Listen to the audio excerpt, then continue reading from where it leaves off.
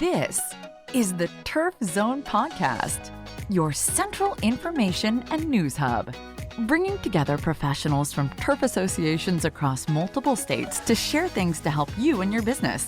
Brought to you in partnership with our friends at the Arkansas Turfgrass Association. Now, let's get in the zone.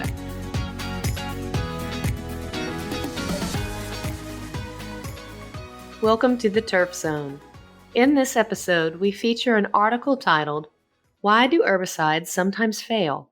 By Jeffrey Derr. Pre-emergence and post-emergence herbicides can be effective options for managing troublesome weed species in lawns, landscape beds, and other areas. However, sometimes herbicides do not perform as expected. Listed below are some reasons that herbicides can provide less than desired results. First, I will discuss pre-emergence herbicides and then follow with a separate section on post-emergence herbicides. Pre-emergence herbicides. There are application issues, weed species impacts, as well as environmental ones that can adversely impact weed control with pre-emergence herbicides. Keep the following in mind when developing a program utilizing pre-emergence herbicides. 1. Lack of activation. All pre-emergence herbicides need to be activated by rain, irrigation, or mechanically to move the herbicide into the zone of weed germination in the soil. Annual weeds will predominantly be germinating in the top inch or two of soil. The activation rainfall or irrigation event should occur soon after herbicide application, ideally within a few days. If a pre-emergence herbicide sits on the soil surface for several weeks with no rain or irrigation, it can break down from sunlight, photodecomposition, or volatilize, leave the soil surface as a vapor. This reduces the level of herbicide in the soil such that the rate may be now too low to effectively control weeds when rain finally occurs. This is especially important for herbicides with low water solubility or herbicides that are more volatile, such as trifluralin, treflin, preen garden weed preventer, etc. One ideally would like to irrigate immediately after application for chemicals such as trifluralin or nipropamide, Devronol, or mechanically incorporate it right after application. We would like to have a quarter to a half inch of rain for activation. 2. Excessive rainfall.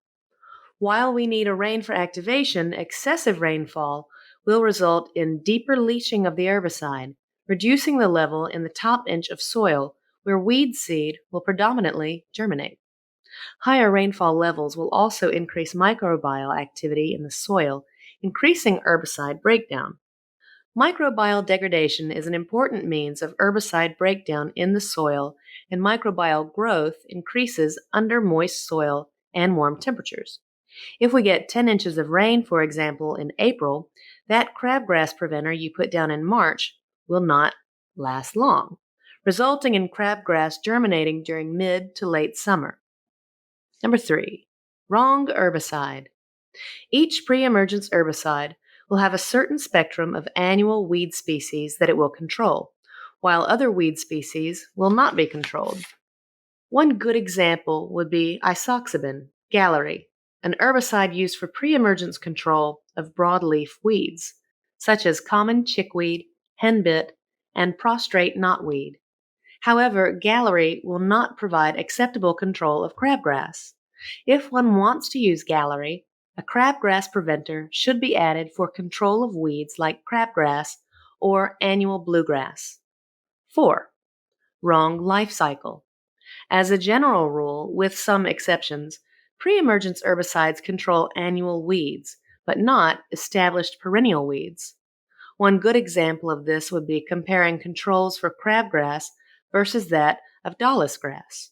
Annual grassy weeds will be controlled by a crabgrass preventer, but established perennials like dahlis grass or Bermuda grass will not be affected. So if a client says that your crabgrass application failed, make sure the problem isn't dahlis grass, which will go dormant, brown, in the winter, but regrow in spring. If you see a large grassy weed in March or April, it cannot be a summer annual grass like crabgrass. It will take a while for an annual grass that must germinate from seed to reach significant size. 5. Wrong timing. Pre-emergence herbicides generally do not control annual weeds once they have emerged. This is why we need to learn when annual weeds start to germinate so we can time an application a week or two before then. If annual weeds are already emerged at time of application, one often needs to apply a post-emergence herbicide or hand weed those existing plants.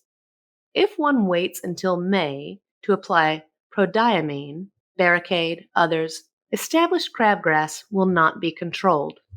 Along the same lines, a crabgrass preventer applied in March will not control annual bluegrass germinating in September. One would need to apply the crabgrass preventer in August for annual bluegrass control since this weed will start to germinate in early September. 6. Long germination period. Pre-emergence herbicides often last around 3 months in soil. If a weed species germinates over a period longer than 3 months, then late-season breakthrough can occur. For examples, crabgrass in southeastern Virginia can germinate from March through August. This is a period of over 5 months. So, we may see crabgrass emerging in July after the March pre-emergence application has broken down. One way to address this is through the use of split applications, applying part of the use rate in March and applying the rest in May. 7. Application errors. I sometimes am asked how much of a pre-emergence herbicide to mix per gallon. Pre-emergence herbicide rates are based on the amount of area being treated, not on a rate per gallon. The amount of herbicide to add to the spray tank is based on the spray volume. The spray volume applied per unit area depends on nozzle size, pressure, and speed. So if one guesses at how much to mix per gallon, they may be putting out too low or too high a rate, depending on the actual spray volume. Calibrate your sprayer or granule spreader to apply the correct amount of herbicide. 8. Herbicide resistance. Repeated application of the same herbicide or herbicides with the same mode of action can lead to resistance. Resistance refers to a weed species that used to be controlled very effectively but is no longer controlled due to the occurrence of a resistance biotype. One example in Virginia would be the report of oxadiazone, Ronstar, resistant goosegrass. Another example is triazine, resistant annual bluegrass, where biotypes have developed resistance to simazine and atrazine. We saved seed from a triazine-resistant annual bluegrass project from a few years ago and found that biotype is also resistant to amikarbazone, zonerate. Learn the mode of action for herbicides you use and rotate modes of action where possible. 9. Rate too low. We use higher rates on clay soils higher in organic matter and lower rates in sandy soils low in organic matter. A low application rate to a soil high in organic matter can result in considerable absorption, reducing the amount available for weed control. In fact, many pre-emergence herbicides do not provide effective weed control in muck soils, which are high in organic matter, 20% or more organic matter level. 10. Applying an herbicide above mulch rather than applying it before mulching. Some of the herbicide can be tied up on bark particles if applied after mulching. Also, one is dependent on rain to move the herbicide through the mulch layer down to the soil, where weed seed is germinating. Applying the herbicide before mulching places the herbicide closer to the site of weed germination. The mulch will protect the herbicide from photodegradation if spread after herbicide application. Post-emergence herbicides. Post-emergence herbicides are also affected by application issues, species impacts, and environmental conditions. 1. Applications under drought conditions. Weeds do not readily absorb and translocate herbicides when they are under drought stress. Either irrigate several days before an intended application or wait until a few days after a rainfall to ensure that the targeted weed species is actively growing under good soil moisture. 2. Rain too soon after an application.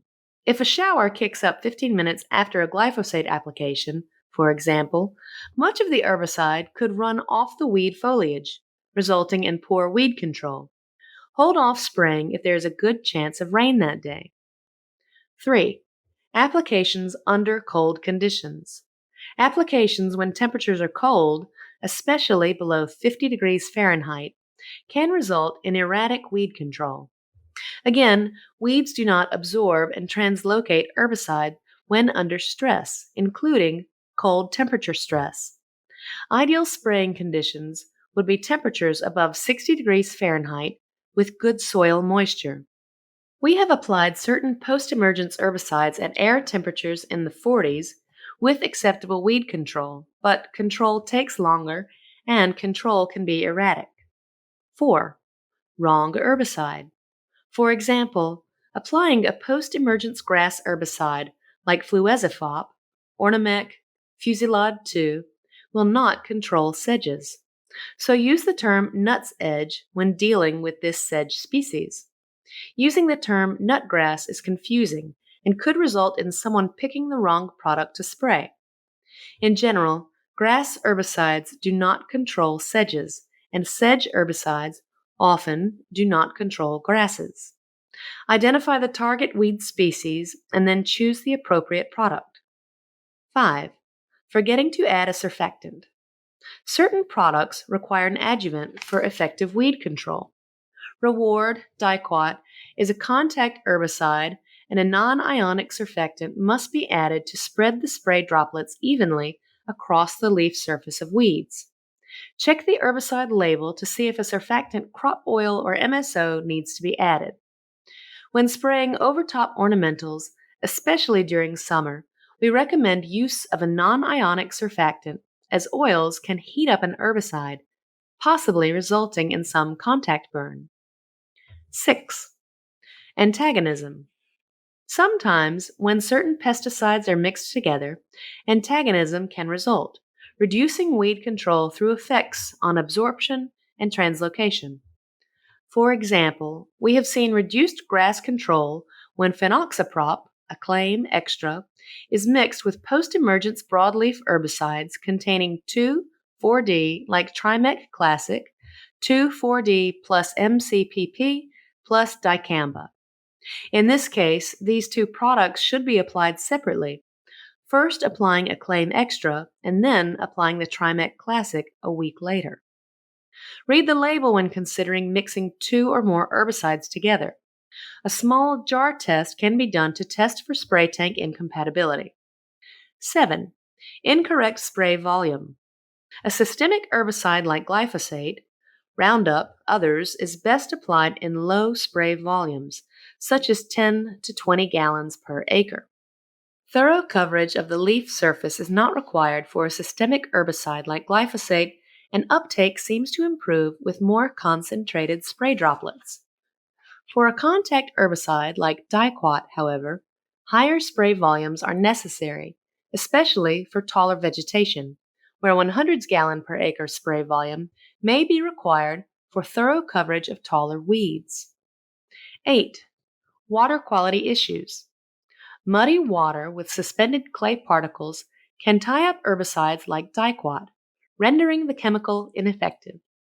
A high calcium content is a concern when applying glyphosate, as it can lead to insoluble salts that are not readily absorbed. Addition of ammonium sulfate can help as it will tie up the calcium. A very high pH or a very low pH in the spray can adversely affect herbicide stability. 9. Herbicide resistance. As with pre-emergence herbicides, weed species can also develop resistance to post-emergence herbicides. We have documented annual bluegrass biotypes resistant to the sulfonylurea class of herbicides, which includes Monument, Katana, Certainty, Revolver, and Transit. Another example in Virginia is the occurrence of horseweed resistant to glyphosate. To help prevent the development of herbicide resistance, rotate herbicides with different modes of action, combine herbicides with different modes of action, utilize both pre-emergence and post-emergence herbicides. and use non-chemical measures where practical. 10. Wrong timing. Dimension, dithiopur, will control 1 or 2 leaf crabgrass, but will not provide acceptable control of well-tillered crabgrass. Drive, quinclorac is more effective on young crabgrass plants in spring compared to multi-tillered plants in summer. 11. Wrong rate. We learned this with our evaluation of Pinozidin manuscript, where the spot treatment rates were much more effective than the broadcast rates. Read the label to determine the optimum rate for the target weed. Identify the major weed species at each site you maintain and develop a plan to address those problems. Scout in the spring to identify winter weeds when they are in flower and thus easier to identify, and scout in late summer to identify summer weeds when they are in bloom. These 2 time periods may not be the optimum time for control, but will guide future management plans. Consider soil and weather conditions when scheduling herbicide treatments. If herbicide resistance is expected, let us know as we like to confirm resistance. Jeffrey Derr is a professor of weed science based at Virginia Tech's Hampton Roads Ag Research and Extension Center in Virginia Beach. For all resources associated with this article, check out our show notes. Don't miss an episode. Subscribe on Apple Podcasts, Spotify, or wherever you get your podcasts. You can also visit us at theturfzone.com. You've been listening to The Turf Zone.